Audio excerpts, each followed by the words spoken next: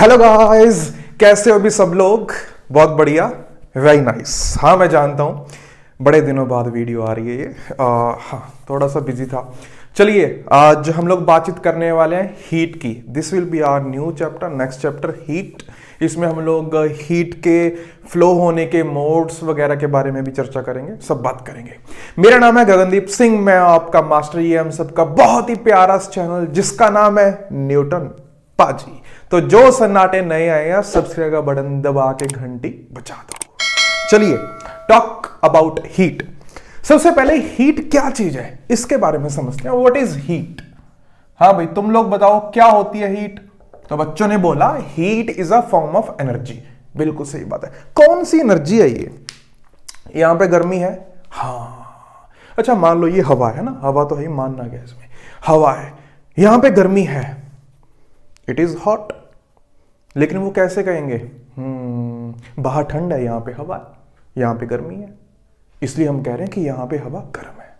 अच्छा, तो हवा के पास ऐसी कौन सी एनर्जी है जिसको हम लोग हीट एनर्जी कह देंगे? क्या हवा के मॉलिक्यूल्स चल रहे हैं? हाँ, वो आपस में इंटरेक्ट भी कर रहे हैं। सही बात है कि नहीं? हाँ। तो उनमें से वो जो इंटरेक्शन एनर्जी है मॉलिक्यूल्स के पास, उसमें से वो हिस्सा एनर्जी का जो एक बॉडी दूसरी बॉडी को दे सकती है ड्यू टू टेम्परेचर डिफरेंस। मान लो कि मैं दो बॉडीज इकट्ठी लेके आऊं, एक बहुत गर्म है, एक ठंडी है, तो गर्म से ठंडी में एनर्जी चली जाएगी। तो ये वो हिस्सा मॉलिक्यूल्स की एनर्जी का, इसको हीट एनर्जी कहते हैं। क्या थोड़ा थोड़ा चमका लिखता हूं। The molecules have interaction energy and the energy due to their motion उनके पास एनर्जी होती है। the portion which can be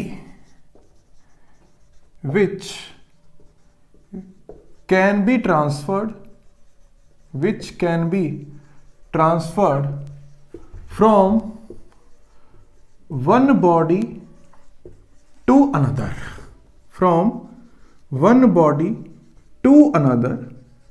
due to temperature difference is called heat energy। तो वो हिस्सा एनर्जी का जो एक बॉडी से दूसरी बॉडी में ट्रांसफर करी जा सके ड्यू टू टेम्परेचर डिफरेंस, इसको हम लोग हीट एनर्जी कहते हैं। बहुत बढ़िया भाई, मजा आया, समझ में आई बात? हीट एनर्जी है ना। तो इसकी ऐसा यूनिट होती है जूल्स, लेकिन हम लोग प्रैक्टिकल यूनिट कैलोरीज भी यूज करते हैं, है ना। देखा होगा तुमने कि जो तुम सामान लेके आते हैं ना, चाय बिस्किट वगैरह, उसके नीचे उसके पीछे लिखा होता है भाई इतने ग्राम में इतनी एनर्जी, कैलोरीज में एनर्जी लिखी होती है। तो प्रैक्टिकल यूनिट हम लोग एनर्जी की कैलोरीज भी यूज करते हैं। ओके, बहुत बढ़िया, शानदार, मजा आया। मान लो कि मैं किसी भी एक बॉडी को हीट दे रहा हूं, उससे क्या होगा? सर, उससे उसका टेम्परेचर बढ़ जाएगा। लेकिन क्या हमेशा ऐसा होगा? देखना पड़ेगा। Okay, so if heat is given to a body, its temperature increases except ऐसा भी केस है जहां पे टेम्परेचर नहीं बढ़ेगा। कब? State change. मान लो कि बर्फ पड़ी है, बर्फ 0 डिग्री सेल्सियस पे, इसको बर्फ को गर्मी दो, पिघल जाएगी, पानी बनेगी 0 डिग्री सेल्सियस पे। ऐसा हो सकता है कि हम लोग स्टेट चेंज कर रहे हो, टेम्परेचर नहीं बढ़ रहा हो और हीट एनर्जी हम दे रहे हैं, टेम्परेचर नहीं बढ़ रहा, स्टेट चेंज हो रही है जी। क्या ये बात समझ में आई? पक्का? बहुत बढ़िया, शानदार। अब हमारे सिस्टम में हम लोग जब भी हीट एनर्जी की चर्चा करेंगे, अगर सिस्टम को हीट एनर्जी दी जा रही है तो हम लोग हीट एनर्जी पॉजिटिव लेते हैं, अगर हम लोग हीट एनर्जी निकाल रहे हैं तो वो उसको हम नेगेटिव कंसीडर करते हैं। If heat is given to a system, it is taken as positive. If heat is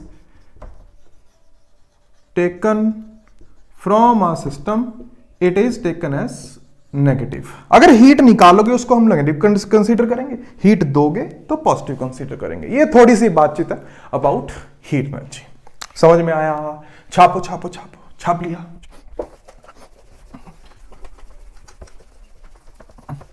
अब हम लोग कोई भी चीज गर्म या ठंडी कैसे कहते हैं? भाई ये गर्म है, ये ठंडी है, कैसे कहते हैं? उसका टेम्परेचर पता करके. हाँ कि ना? टेम्परेचर के बारे में समझने की कोशिश करते हैं. टेम्परेचर क्या बताता है? टेम्परेचर बताता है कि कोई चीज गर्म है या ठंडी. क्या ऐसा बताता है? पता नहीं. पहले डेफिनेशन लिखते हैं. It is the degree of hotness और कोल्डनेस ऑफ अ बॉडी. सही बात. ये एक किसी भी बॉडी की गर्मी या सर्दी की डिग्री या मतलब उसको मेजर करता है, उसके मैग्नीट्यूड के बारे में चर्चा करेगा. कौन? टेम्परेचर. ठीक है, बहुत बढ़िया. It is one of the 7 basic physical quantities. याद है 7 बेसिक फिजिकल क्वांटिटीज करी थी. It is one of the 7 basic physical quantities. सही बात, याद आया होगा. ऐसा यूनिट क्या होती है? केल्विन इज द ऐसा यूनिट. ठीक, बहुत बढ़िया. अब ये बताओ, अगर मैं तुम्हें बता दूं कि इस बॉडी का टेम्परेचर इतना है, क्या तुम बता दोगे वो गर्म है या ठंडी? बता दोगे पक्का. एग्जांपल लेते हैं फिर. चामू एग्जांपल. मान लो कि एक बॉडी ए है, एक बॉडी बी है. ये 20 डिग्री सेल्सियस पे, ये 40 डिग्री सेल्सियस पे. बताओ ए और बी में से गर्म कौन? बी. हॉट. बहुत बढ़िया, शानदार, बिल्कुल सही कहा तुमने. इधर आ जाओ. मान लो कि एक बॉडी बी है, एक बॉडी सी है. ये 40 डिग्री सेल्सियस पे, ये 80 डिग्री सेल्सियस पे. बी और सी में से ठंडा कौन? बी. कौन? ठंडा. हा. एक एग्जांपल में तुम कह रहे हो बी गर्म है और सेम टेम्परेचर पे दूसरे एग्जांपल पे तुम कह रहे हो बी ठंडा है. इसका मतलब तुम गर्म और ठंडा टेम्परेचर देख के नहीं बता सकते. ये रिलेटिव टर्म है. तुम सिर्फ कंपैरिजन कर सकते हो गर्म या ठंडे का. हाँ कि ना? ऐसा होता है ना, किसी बंदे को तो चाय बहुत गर्म लग रही होती है, मैं नहीं पी पाऊं. किसी के लिए वो ठंडी हो सकती है. It is just a relative comparison. गर्म ठंडा ऐसे नहीं बता सकते, जस्ट उसका मेजर कर सकते हैं टेम्परेचर से. डायरेक्टली गर्म या ठंडा बताना नामुमकिन है. कंपैरिजन करके बता सकते हैं. समझ में आया? So this is something about temperature. हाँ, अब टेम्परेचर तो तुमने डिफरेंट स्केल्स में नापा होगा. Degree Celsius, degree Fahrenheit, degree Kelvin. Degree Kelvin होता, केल्विन होता है. हाँ कि ना? बिल्कुल. तो उन स्केल्स के बारे में चर्चा करते हैं. लिखो स्केल्स ऑफ टेम्परेचर. कौन कौन से स्केल्स होते हैं? Degree Celsius, degree Fahrenheit and Kelvin. Basically ये जो स्केल्स बनाए जाते हैं ये 2 पॉइंट्स पर आधारित होते हैं. कौन से 2 पॉइंट्स हैं? लिखो. generally the scales are formed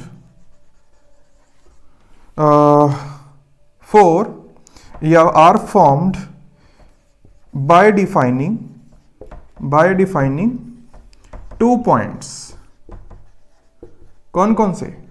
first point is freezing point of water. Freezing point of water. कि भाई साहब तुम वाटर का फ्रीजिंग पॉइंट कितना लोगे, ये एक पॉइंट है. दूसरा बॉइलिंग पॉइंट ऑफ वाटर, कि वाटर का बॉइलिंग पॉइंट कितना लोगे. ये 2 पॉइंट्स के आधार पर हम लोग स्केल्स को डिफाइन करेंगे. कौन कौन से? केल्विन, डिग्री सेल्सियस और डिग्री फahrenheit. छापो इसको. स्केल्स के बारे में चर्चा करते हैं. छाप लिया, बहुत बढ़िया, बहुत होशियार हो गए हो तुम. चलो, सबसे पहला स्केल मान लो डिग्री सेल्सियस, फिर मान लेते हैं केल्विन, फिर डिग्री फahrenheit. तो freezing point, boiling point. Degree Celsius uncle ने कहा कि मैं फ्रीजिंग पॉइंट मानूंगा 0 डिग्री सेल्सियस और बॉइलिंग पॉइंट मानूंगा 100 डिग्री सेल्सियस। केल्विन अंकल बोले कि मैं फ्रीजिंग पॉइंट 273.15 भी होता है, उसको मैं इग्नोर कर रहा हूं फिलहाल। 273 केल्विन पे मैं मानूंगा कि पानी फ्रीज हो जाता है और 373 पे मानूंगा कि पानी बॉयल कर जाता है। डिग्री फॉरनाइट, फॉरनाइट अंकल अलग मोड में हाई और रखे, ये कहते हैं कि भाई साहब 32 डिग्री फॉरनाइट पे मैं फ्रीज करूंगा और 212 डिग्री फॉरनाइट पे मैं बॉयल करूंगा। अलग मोड में चल रहे हैं ये, ठीक है भाई, बहुत बढ़िया। तो इनमें कितनी यूनिट्स हुई? 0 100, ये 100 यूनिट में बांट रहा है पूरी टेम्परेचर को 100 यूनिट में, ये भी 100 यूनिट में बांट रहा है, ये अंकल 180 यूनिट में बांट रहे हैं। वाह वाह वाह वाह वाह। मान लो कि ये टेम्परेचर का स्केल है, यहां पे बॉयल होता है, यहां पे फ्रीज होता है। अब इतनी दूरी को इन्होंने 100 में बांटा और इन्होंने 180 में बांटा। मतलब कि अगर एक यूनिट डिग्री सेल्सियस की इतनी है तो डिग्री केल्विन की भी इतनी है, लेकिन डिग्री फॉरनाइट की एक यूनिट छोटी होगी, क्योंकि उतनी ही दूरी 180 में बांट दी तो एक यूनिट तो छोटी आएगी इसकी। तो डिग्री सेल्सियस और केल्विन की जो एक यूनिट है उसका मैग्नीट्यूड डिग्री फॉरनाइट की एक यूनिट से बड़ा है। मतलब टेम्परेचर 1 डिग्री फॉरनाइट से बढ़ना या 1 केल्विन से बढ़ना, 1 केल्विन बढ़ना ज्यादा बढ़ना हुआ। ये बात चमकी, पक्का, बहुत बढ़िया, शानदार। अब मान लो कि हम लोगों को इन तीनों स्केल में रिलेशन फाइंड आउट करना है। मान लो कि मैं कोई टेम्परेचर कह रहा हूं, जैसे मान लो 30 डिग्री सेल्सियस, वो सेल्सियस में भी होगा, वहां पे कुछ केल्विन में भी वैल्यू आएगी, कुछ फॉरनाइट में भी वैल्यू आएगी। अब सी, के और एफ में अपने को रिलेशन निकालना है, ठीक है। तो ये मान लो कि 30 डिग्री सेल्सियस की चर्चा हो रही है, तो C - 0 30 हुआ ना, और यहां पे भी कुछ डिफरेंस आएगा, यहां पे भी कुछ डिफरेंस आएगा। क्या ये तीनों डिफरेंस बराबर आएंगे? मतलब अगर ये 0 + 30 डिग्री सेल्सियस हुआ तो 273 + 30 303 केल्विन। हाँ, केल्विन में तो सेम आ जाएगा, लेकिन क्या यहां पे 62 डिग्री फॉरनाइट आएगा, वही सेम टेम्परेचर? ना, ऐसा नहीं होगा। फिर सेम क्या आएगा? सेम आएगी रेशोज, ये रेशो बाय पूरी रेशो। मतलब C - 0 / 100 will be equal to K - 273 divided by पूरा 100 is equal to F - 32 divided by 180। ये बराबर आएगा। यहां से तुम degree Celsius, degree Fahrenheit, kelvin, fortnight सब में रिलेशन निकाल सकते हो। कैसे? C और K में रिलेशन निकालते हैं। 100 और 100 उड़ गया, C is equal to K - 273, कहानी खत्म। C और F में निकाले, 0 0 उड़ गई, यहां पे 5, यहां पे 9, 9 इधर लेके आओ, 9C is equal to 5F - 32, ऐसे ले लो। सो F is equal to 9C by 5 + 32, कहानी खत्म। फॉरनाइट और डिग्री सेल्सियस में रिलेशन आ गया। ऐसे कुछ भी बना सकते हो। रामलाल स्केल बना लो, एक लिखो रामलाल स्केल। तो रामलाल स्केल में फ्रीजिंग पॉइंट कितना लेना चाहते हो तुम? मान लो अत्यंत 79 Ramlal freezing point of water हो गया, और boiling point 303 Ramlal boiling point हो गया। कितने में बांटा तुमने? मेरा तो मैथ ही ठीक है। हे भगवान, ये हो गया 203, 203 और 21, अरे 203 और 21 224 है ना, 224 में बांट दिया तुमने। सही लिखा ना मैंने? अरे मैंने सही, मेरे को शक होता है कभी कभी अपनी कैलकुलेशन पर। 9 4 13, 1 हासिल 7 8 9 10, 1 उधर गया, हाँ सही लिखा है मैंने।